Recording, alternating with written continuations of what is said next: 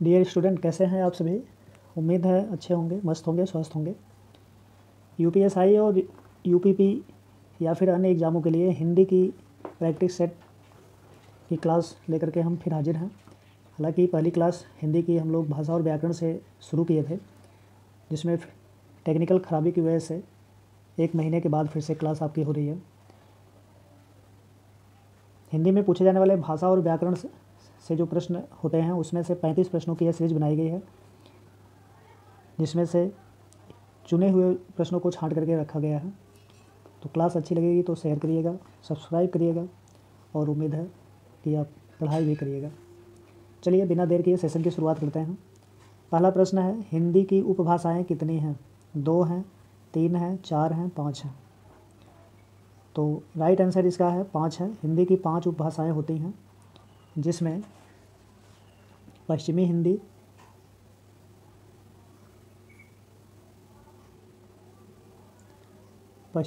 है, पूर्वी हिंदी होती है, राजस्थानी होती है, बिहारी होती है,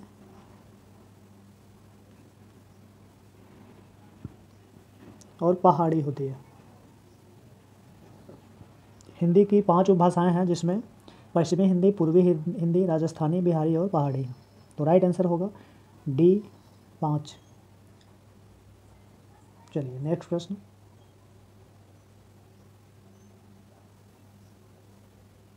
राइट आंसर डी 5 है।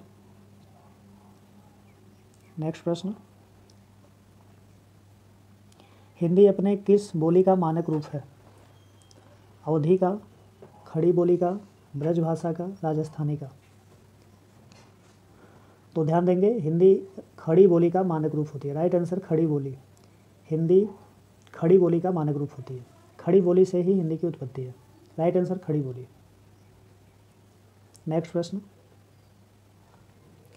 भारत में भाषाओं का साहित्यिक विकास क्रम माना जाता है।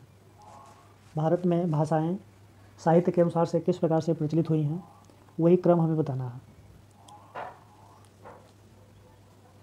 पहला ऑप्शन है संस्कृत, पाली, प्राकृत, अपभ्रंश। दूसरा ऑप्शन है संस्कृत, प्राकृत, पाली, अपभ्रंश। तीसरा ऑप्शन है संस्कृत, अपभ्रंश, पाली, प्राकृत। चौथा ऑप्शन है पाली, संस्कृत, प्राकृत, अपभ्रंश। तो राइट आंसर, भारत में भाषाओं का जो साहित्यिक विकास क्रम है उसमें सबसे पहली जो भाषा है वह संस्कृत है, फिर पाली है, फिर प्राकृत है, फिर अपभ्रंश है। तो राइट आंसर हमारा होगा ऑप्शन नंबर 1, जो ऑप्शन ए है, संस्कृत, पाली, प्राकृत और अपभ्रंश। इसी क्रम के द्वारा साहित्यिक विकास क्रम हिंदी का हुआ है। यानी भारत में भाषाओं का जो विकास क्रम है वह इसी से हुआ है। सबसे पहले संस्कृत, फिर पाली, फिर प्राकृत, फिर अपभ्रंश। राइट आंसर है ऑप्शन नंबर है 1। चलिए नेक्स्ट प्रश्न, निम्नलिखित में कौन पूर्वी हिंदी की बोली है?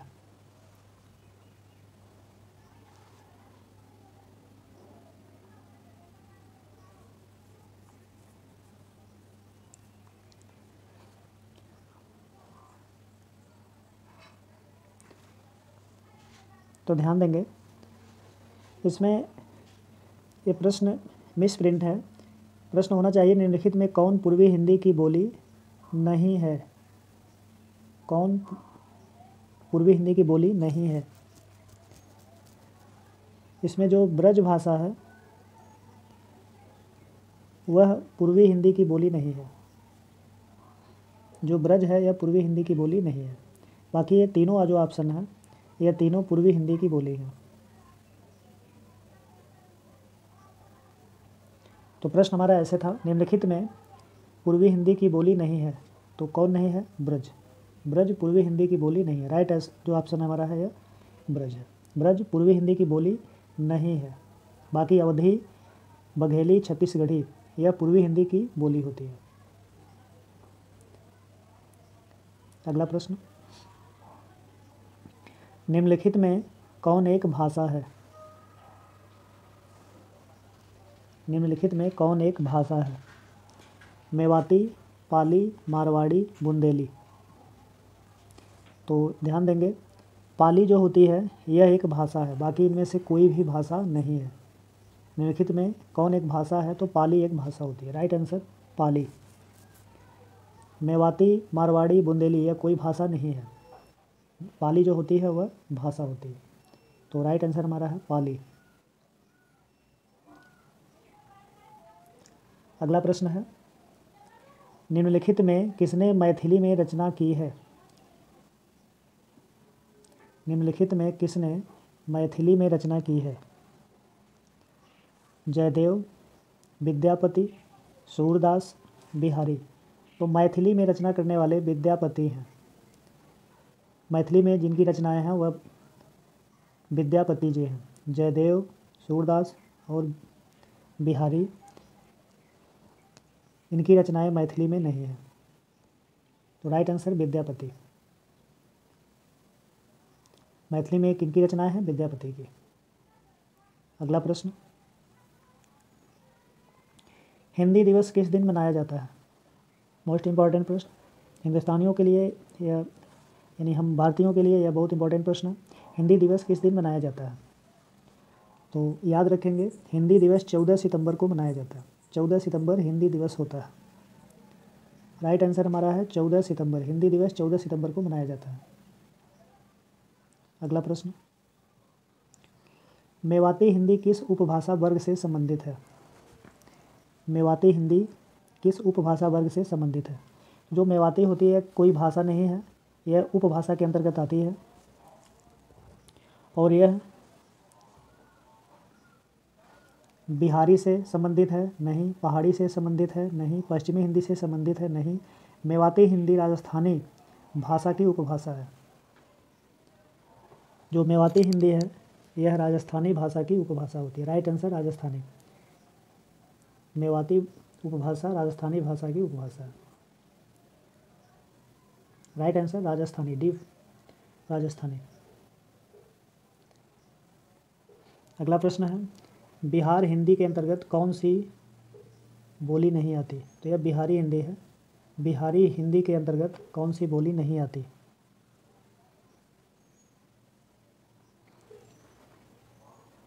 बिहारी हिंदी के अंतर्गत कौन सी बोली नहीं आती? तो बिहारी हिंदी के अंतर्गत मैथिली आती है, मगही आती है, भोजपुरी भी आती है। अवधी बिहारी हिंदी के अंतर्गत नहीं आती। तो राइट आंसर इसका होगा अवधी। बिहारी हिंदी के अंतर्गत नहीं आने में अवधी है। राइट आंसर अवधी।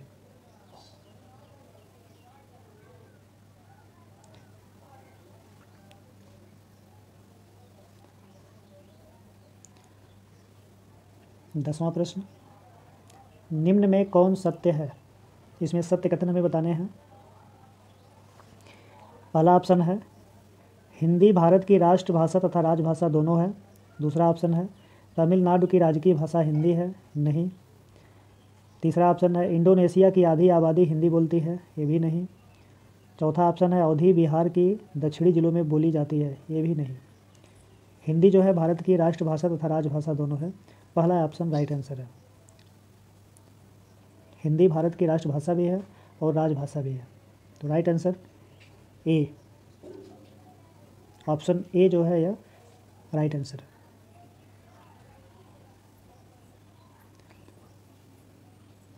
ग्यारहवां प्रश्न, भाषा संस्कृत की किस धातु से, भाषा जो है यह संस्कृत की किस धातु से निष्पादित है? जो भाषा है यह संस्कृत के किस धातु से निष्पादित है?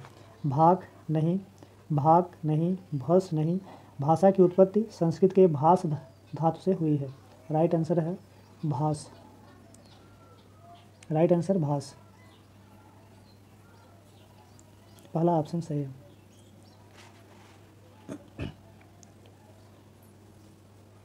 बारहवां प्रश्न, निम्न में से कौन सा शब्द फारसी का नहीं है? हिंदी फारसी का शब्द है, हिंदू ये भी फारसी का शब्द है, हिंदुस्तान ये भी फारसी का शब्द है, संस्कृत फारसी का शब्द नहीं है। ये तीनों फारसी के शब्द हैं जबकि संस्कृत फारसी का शब्द नहीं है। Right answer Sanskrit. संस्कृत जो है यह फारसी का शब्द नहीं है।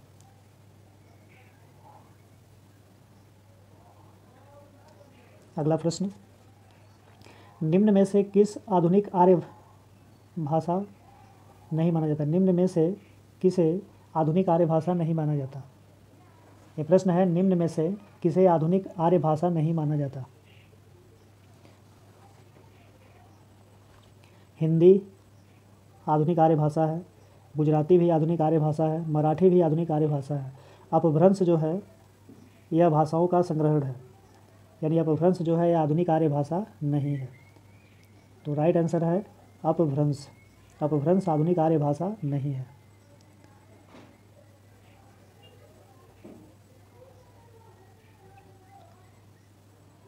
अगला प्रश्न, अपभ्रंश के कितने भेद प्रचलित हैं? अपभ्रंश के कितने भेद प्रचलित हैं?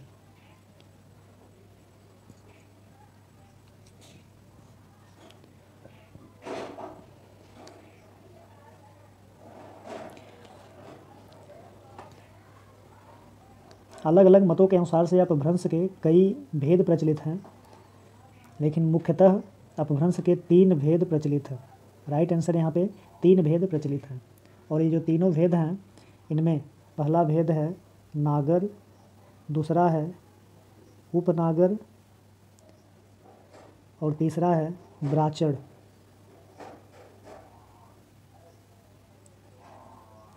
यही अपभ्रंश के 3 भेद हैं, नागर, उपनागर, ब्राचड़। Right answer 3।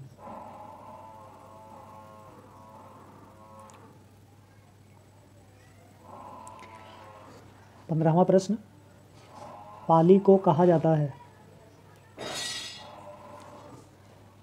पाली को कहा जाता है, तो पाली को जन की भाषा नहीं कहा जाता, देव की भाषा नहीं कहा जाता, लोक की भाषा नहीं कहा जाता। पाली को देश की भाषा कहा जाता है। पाली देश की भाषा होती है। जो पाली है यह देश की भाषा होती है। राइट आंसर देश की भाषा। पाली को देश की भाषा कहते हैं। अगला प्रश्न, निम्न में कौन प्राकृत का भेद नहीं है? निम्न में कौन प्राकृत का भेद नहीं है?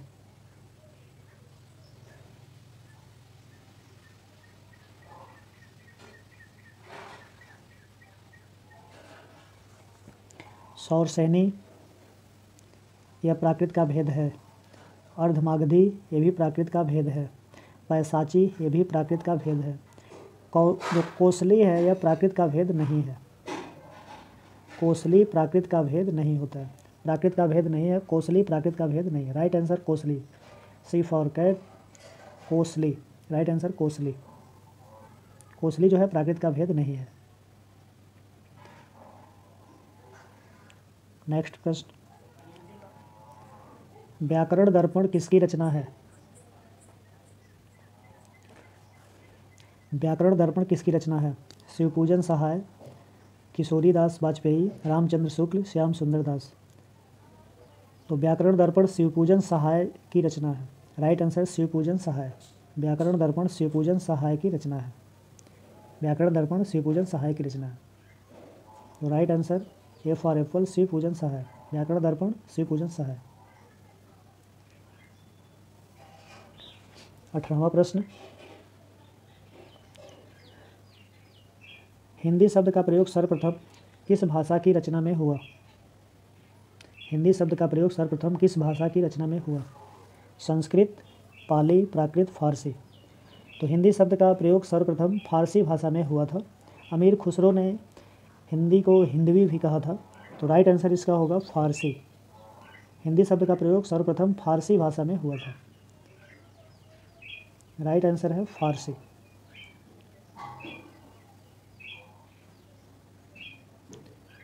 अगला प्रश्न, कौन रचनाकार अवधी क्षेत्र का नहीं था? कौन सा निम्नलिखित में से कौन सा रचनाकार अवधी क्षेत्र का नहीं था? प्रेमचंद अवधी क्षेत्र के रचनाकार थे। जयशंकर प्रसाद अवधी क्षेत्र के रचनाकार थे। भारतेंदु हरिश्चंद्र अवधी क्षेत्र के रचनाकार थे। जैनेन्द्र कुमार अवधी क्षेत्र के रचनाकार नहीं थे। जैनेन्द्र कुमार अवधी क्षेत्र के रचनाकार नहीं थे। यह हिंदी साहित्य के प्रसिद्ध रचनाकार थे। जैनेन्द्र कुमार हिंदी साहित्य के प्रसिद्ध रचनाकार थे। इन्होंने उपन्यास, कहानी, निबंध आदि की रचना की। तो जैनेंद्र कुमार अवधी क्षेत्र के रचनाकार नहीं थे। राइट जो ऑप्शन है यह जैनेंद्र कुमार।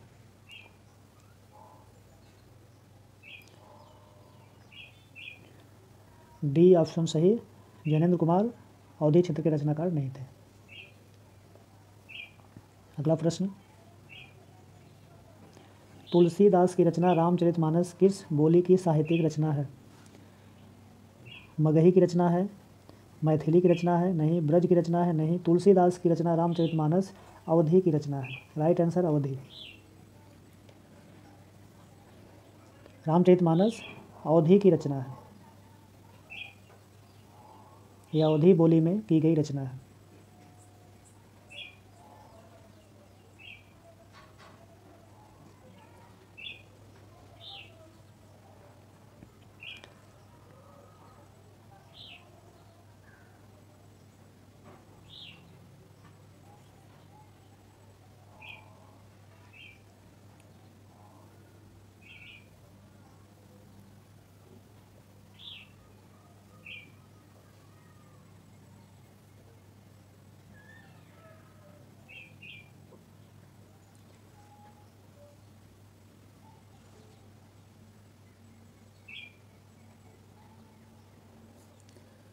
इक्कीस नंबर प्रश्न,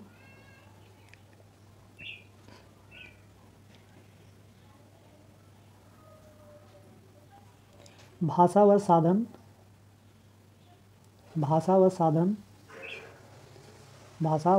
है, यहाँ पे वह है, भाषा वह साधन है जिसके द्वारा मनुष्य अपने विचार दूसरों तक भली भांति प्रकट कर सकता है। यह कथन किसका है? भाषा वह साधन है जिसके द्वारा मनुष्य अपने विचार दूसरों तक भली भांति प्रकट कर सकता है। यह किसके विचार हैं?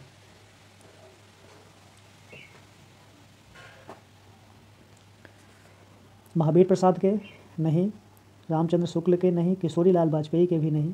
यह कामता प्रसाद गुरु की रचना है।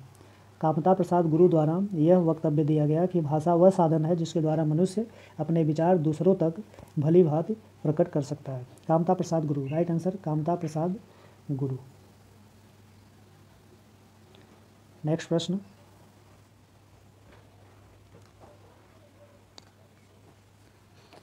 बिहार की राजधानी पटना किस बिहारी बोली क्षेत्र से संबंधित है? बिहार की राजधानी पटना किस बिहारी बोली क्षेत्र से संबंधित है?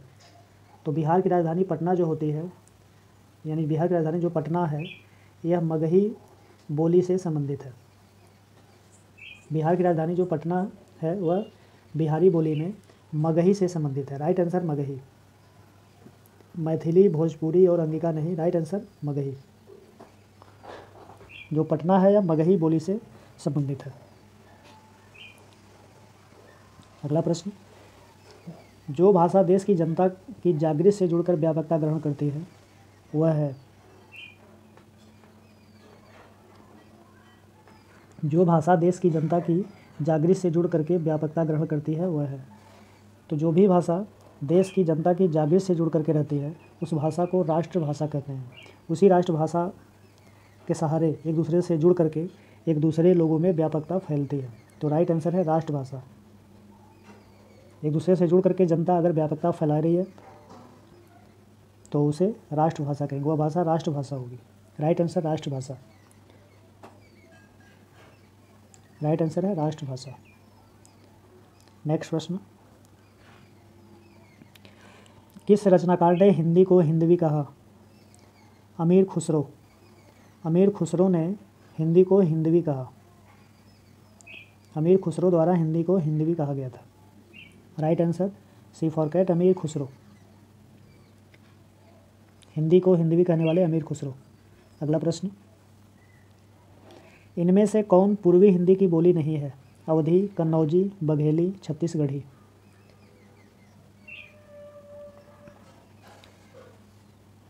तो जो कन्नौजी है विद्यार्थियों, जो कन्नौजी है वह पूर्वी हिंदी की बोली नहीं है। Right answer Kannauji. कन्नौजी पूर्वी हिंदी की बोली नहीं है। कन्नौजी पूर्वी हिंदी की बोली नहीं है, पश्चिमी हिंदी की बोली है।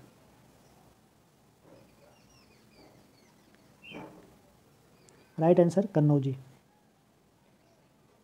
अवधी, बघेली और छत्तीसगढ़ी ये अलग अलग भाषाएं हैं जिसमें अवधी पूर्वी हिंदी की बोली होगी लेकिन कन्नौजी पश्चिमी हिंदी की बोली है। अगला प्रश्न है, देवनागरी किस भाषा की लिपि नहीं है? देवनागरी किस भाषा की लिपि नहीं है? देवनागरी हिंदी भाषा की लिपि है, नेपाली भाषा की लिपि है, मराठी भाषा की लिपि है और उर्दू भाषा की लिपि नहीं है। देवनागरी उर्दू भाषा की लिपि नहीं है, तो इसका राइट आंसर होगा उर्दू। देवनागरी उर्दू भाषा की लिपि नहीं है।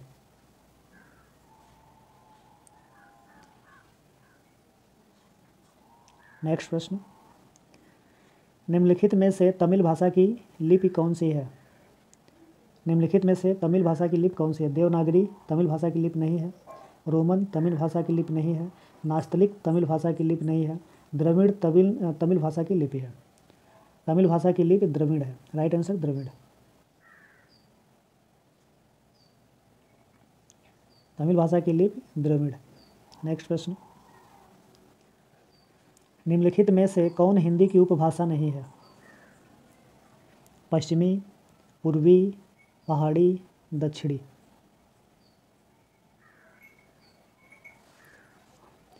हिंदी की उपभाषा पश्चिमी भी है, पूर्वी भी है, पहाड़ी भी है।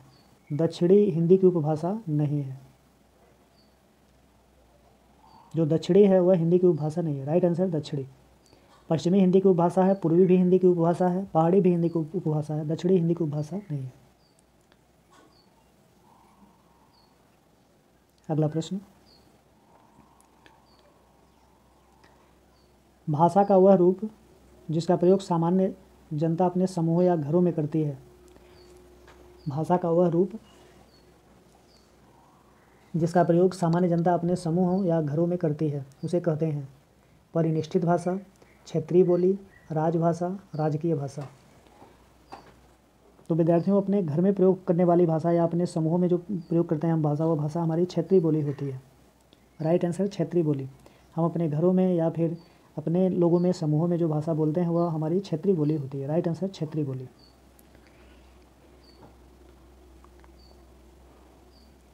अगला प्रश्न, मध्यकाल में काव्य भाषा के रूप में प्रचलित बोली थी।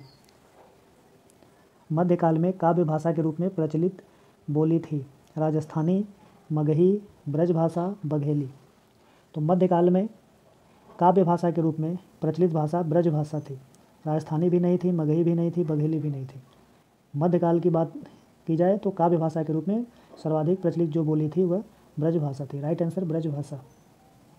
मध्यकाल में प्रचलित ब्रजभाषा थी। अगला प्रश्न, अमीर खुसरो की रचनाएं किस भाषा में रचित हैं? अमीर खुसरो की रचनाएं किस भाषा में रचित हैं? अवधी में, ब्रजभाषा में, खड़ी बोली में, कन्नौजी में। तो अमीर खुसरो की जो रचनाएं हैं वह खड़ी बोली में रचित हैं। अमीर खुसरो ने जितनी भी रचनाएं की उनकी सारी रचनाएं खड़ी बोली में है। राइट आंसर खड़ी बोली। अमीर खुसरो की रचनाएं अवधी में भी नहीं है, ब्रजभाषा में भी नहीं है, कन्नौजी में भी नहीं है, खड़ी बोली में है। राइट आंसर सी ऑप्शन खड़ी बोली। अगला प्रश्न, भारत में बोलियों की संख्या कितनी निर्धारित की गई है? भारत में बोलियों की संख्या कितनी निर्धारित की गई है? तो याद रखेंगे, भारत में बोलियों की संख्या 436 निर्धारित की गई है। भारत में 436 बोलियां बोली जाती हैं। भारत में बोली जाने वाली जो बोलियां हैं वह 436 प्रकार की हैं। 436 बोलियां बोली जाती हैं। Right answer 436। नेक्स्ट प्रश्न, निम्नलिखित में से कौन बिहारी हिंदी की बोली नहीं है? निम्नलिखित में से कौन बिहारी हिंदी की बोली नहीं है? भोजपुरी, मगही, मैथिली, बघेली।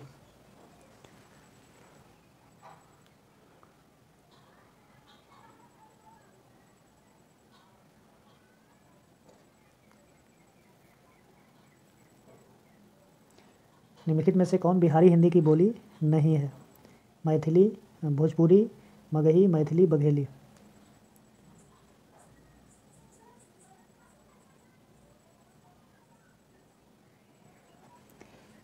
तो याद रखेंगे, बघेली बिहारी हिंदी की बोली नहीं है। जो बघेली है वह बिहारी हिंदी की बोली नहीं है। तो राइट आंसर होगा बघेली। भोजपुरी भी बिहारी हिंदी की बोली है, मगही भी, मैथिली भी।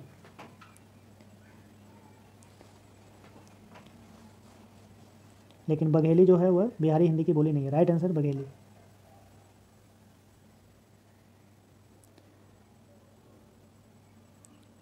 नेक्स्ट प्रश्न, जब कोई बोली या भाषा व्याकरणिक ढांचे में ढलकर व्यवस्थित रूप ग्रहण कर लेती है तो उसे कहते हैं